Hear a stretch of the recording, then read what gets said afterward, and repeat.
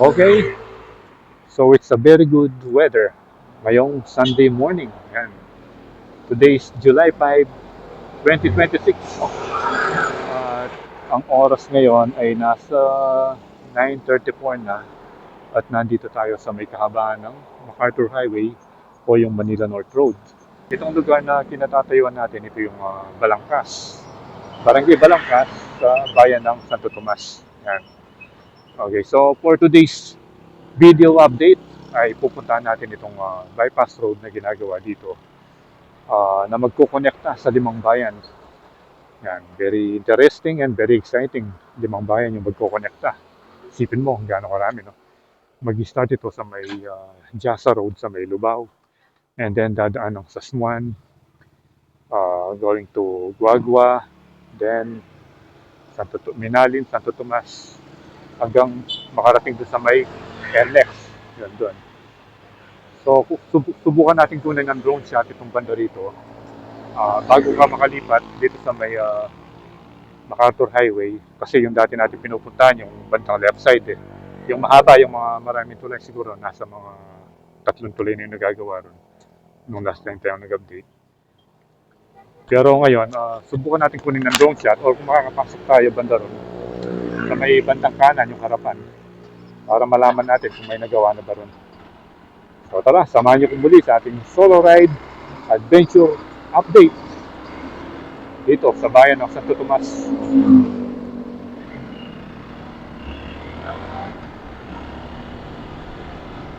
Ito palang Balangkas, sikat ito sa mga pagawaan ng mga ganyan, no, ng mga van, ghost van. Dati kasi sikat yung Santo Tomas sa mga XLT na ginagawa nila. Pero ngayon, dahil phase off ng XLT, yung ano nila ngayon, puro mga ganyan, no, yung ghost van. So dito yung kalsada. And then ito yung tinutumbok niya. So try natin dito kung pwede bang dumaan. Hindi pa tayo nakano rito eh, nakapasok eh. Yun oh. Tingnan niyo yung bahay oh. Nakalubog na. Wow. Bah, gaano kaya kahaba yung ginawa nila rito. Ito yung kadugtong nun. No? Wow. Parang yung sa ano pa rin pala, yung sa Lubao. Yun oh, si Kuya. Nag-deliver pa yata banda rito. Ay hindi. Hunter pala siya. Hunter din. Hunter, I mean, namamaril ng mga ano, ng mga isda. Wow. Ba, marami palang tao doon, no? So, Sunday ngayon. Siguro, marami yung mga magpipishing dito. Wow.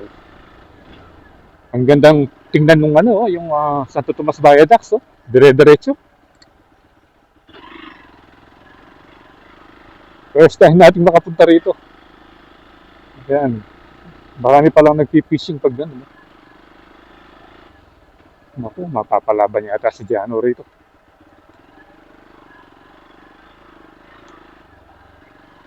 Baka mabara tayo.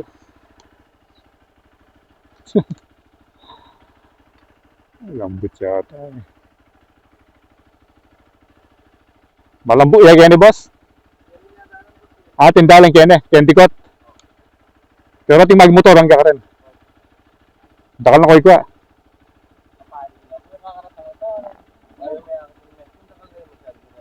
Amo kanyan. Dakal ata mamaral yan. Dakal ne. Dakal ko ikit mamaral makanyang kiyang minalin kaya tang San Isidro. May kuang tilapia man dagol. Ali makanyan mamaral. Mamaral lang. Kaya tang San Isidro banda ka rin. Kasi Domingo dakal na. Na? Wow. Pero kaya malaking dumalang kaya na. Ikay, ikay yun ako linob. Ang gano'n ko ng dalan, nagaya kitang riles, kaya bayadak. Dire-diretso yan po. Abring mo yung ilayin, then kahit pababa, pispan na lang. Pispan na lang, pababa. Sige. Bago mga parking mo daw dyan, Lain kaya mo dulo ng dalan.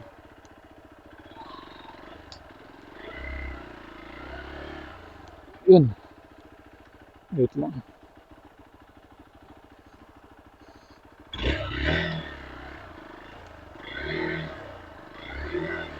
Yun. Oops.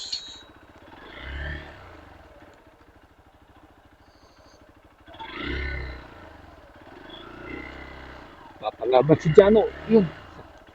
Malambot banda ron. Dito. Yun. Nakadaan tayo. So ito pala yung kadugtong ng bypass road doon sa may sa Lubao.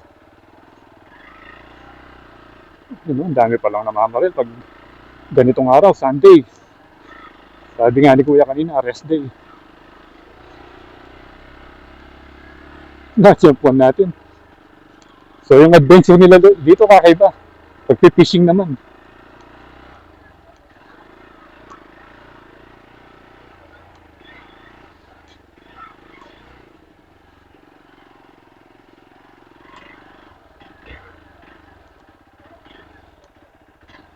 Dito kaya, hindi malalim.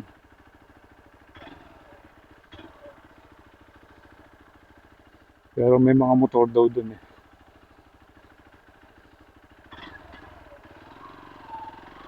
Dito tayo sa gilid.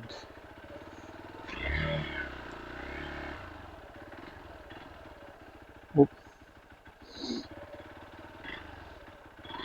Dito tayo sa tire cut.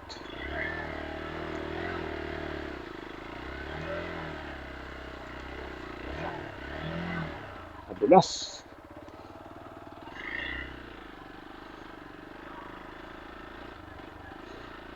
Yun Ang daming namamaril. Ano pala ito? Fishing ground. Fishing ground. Pero ang gamit nila baril. Hindi yung usual na pamingwit. Yung mga fishing rod at saka mga net.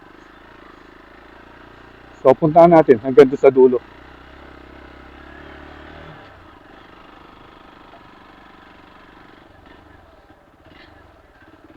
Yun.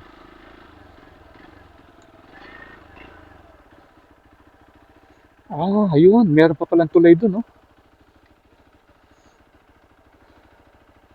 So ito yung update dito sa ginagawang bypass roads.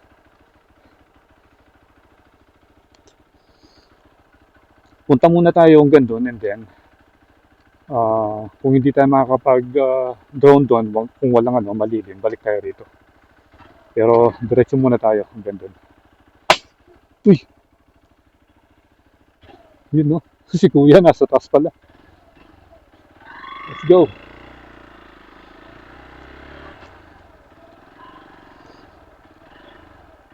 So kakaibang adventure na naman ito. Kahit saan nakapwesto sila para silang mga sniper. Yung iba nasa taas ng puno. So ganito pala yung uso rito. Ayan nasa puno yung dalawa. Marami na yata ang nakuha. Ang laki Ang laki Dagol na. Tingnan nga natin. Tingnan natin nakuha nila. Nani ang boss bulig ya? Na? Common. Karagul na ne. Karagul na. Nuwa na banda may akwa? Na? Kene? Na mo, sawakan mo, picturean kita. Ayun no? Jackpot! Dagol na. Balang pala bulig la itsura ne. Di ang common ne. Yan si Sir tignan yung nakuha niya. Ang laki. hindi ka nahirapang umila. Sumabit nga dito sa... Saan? Sa sukal, ito kaya sukal. Nyapin niya ka. Tinugi kay sukal. Hindi tama, ala. Karagul na ne. Tignan nyo, gaano kalaki nito. Siguro nasa mga 2 feet, 24 inches. Yan mga 2 feet and then, gaano ba kataba? Yan Laki. Yung sa Minali naman, yung nakita ko, oh, tilapia, sobrang laki dun. Yung nabaril nila. Pero yan, pinakamalaking nakita ko. Kaya pala maraming namimingwit ngayon. Fishing day. Yes, sir. Yan, banda pa tayo dun.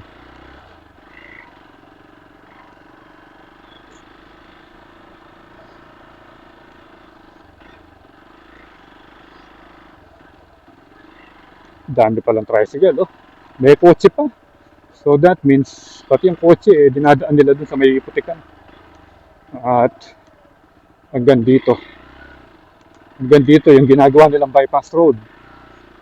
So hindi ko na-imagine na mahaba na rin pala yung nagawa nila rito. Akala ko, hindi hindi nagpo-progress yung mga project.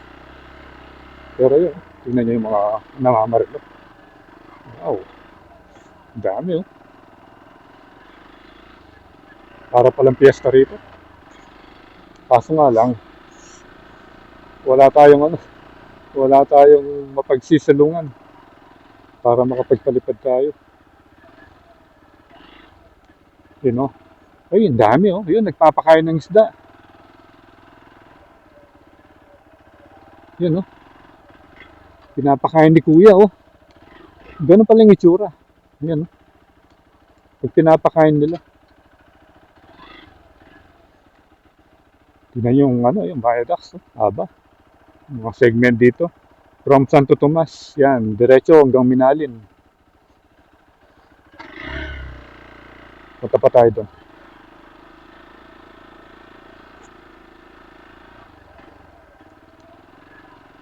So, bali ito yung tinambakan nila para magawa ng kalsada. Laki ng ibon, no? Ano kaya ang ibon yun? Yun, no? Laki, oh. Tapos dito, naglagay sila ng mga sa measurement siguro ito. Yung mga tinayo nilang mga kawayan dito. Bali, tinusok nila. Ang mga bakal pala yan, nilagyan lang ng kawayan. Ayan, no? Wow. Picturean muna natin. Ayan, laki, oh. Dito. Picturean muna natin si Jano dito. Wow.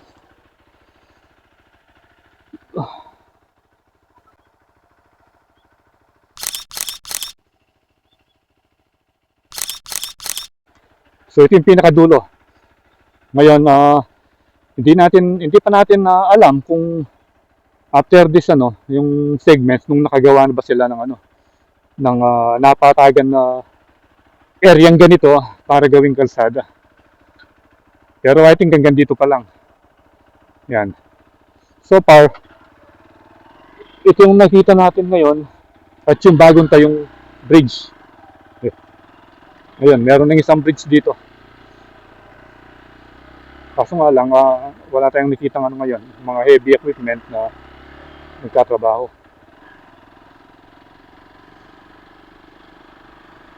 Siguro, nandun sa kabila. Pero dito, dami palang rito. Fisherman. Ito yung approach ng tulay.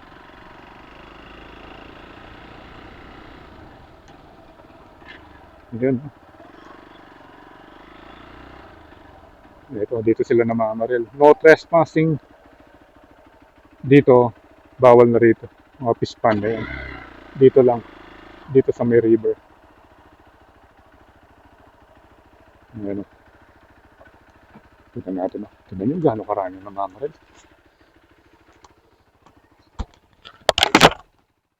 May ikuana ko, boss. Na, kitang-kita, dagol na ito yung ikuana. Common niya kanita, mga kataba o. Mga tupit siya. Kaya hindi kayo pwedeng mamados ang mga ganyan eh. Kaya hindi bawal. Hindi bawal na rin eh. Pero saan waring river kanyan? Ini ampo ini. Apining itang dadaretso ni kang pasak. Itang pasak kolkol. Na?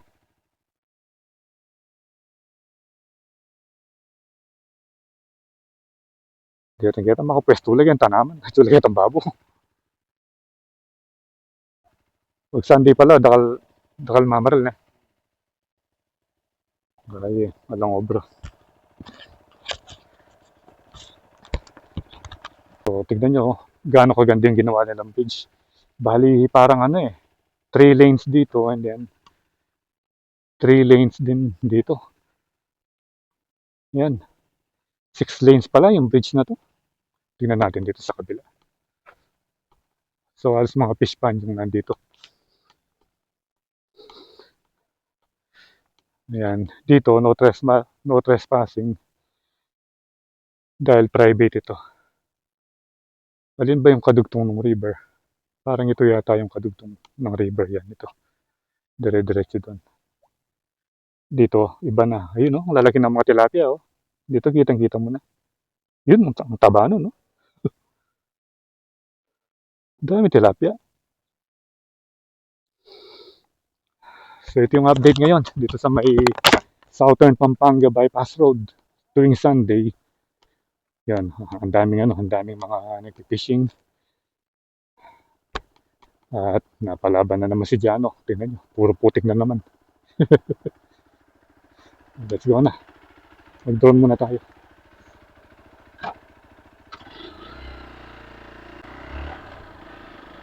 Pundan muna natin ang drone shot. Maganda nga na makahabi yung ganda eh. Diba nakakalibang?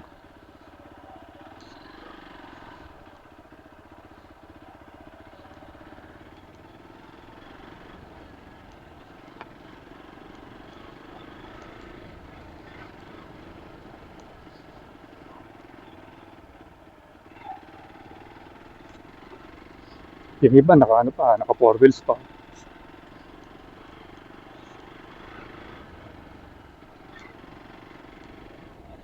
Doon kaya, wait lang.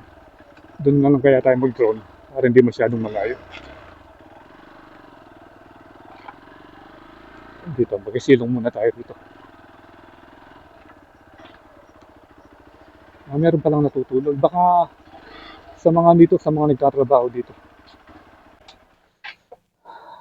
So itong bypass road na to, napapaligiran ng mga palaisdaan. Gaya niya, no? At meron din silang rito. Duyan, no? Dito nagpapahinga. Siguro yung mga nagtatrabaho. So tara, mag-drone muna tayo.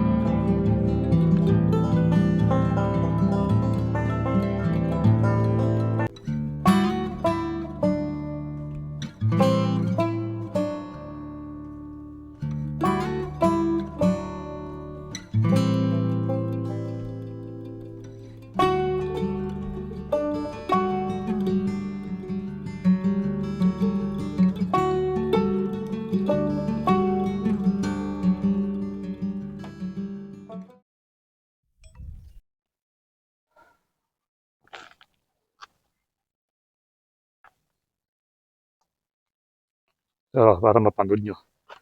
Ano. So once again, shout out kay Sir, taga ano pala sila, taga Pasig. Ano pangalan mo, Sir? Alex, sir. Alex, so Sir Alex, tsaka yung isa dito, si Sir ano, nagpapahinga, oh. Hello, Sir. Anong pangalan mo, Sir? Randy Casas po, sir. Oh, Randy. Si Sir Randy, saka si Sir ano kasi? Alex, yan, no? Ilang kayo, Sir? Ilang kayong, Siyam po kami. siyam kayo, nandun yung iba. So, taga Pasig pa. Pumunta rito para mag-fishing. Ano. Diba yung passion nila, fishing naman, di ba? O, pagmumotor. So, once again, shout out sa inyo, Sir. Okay. Yeah. Nandiyo kayo sa vlog. Okay, so tapos na tayo makapag-drone at nakita na natin yung kabuuan dito sa side na ito, yung Southern Pampanga Bypass Road. So again, salamat sa panonood and keep tuned to Kuya Dance for more video updates dito sa Pampanga and all over the place. So ride safe always, Kabalan. See you when I see you, and Kuya Dance is signing out.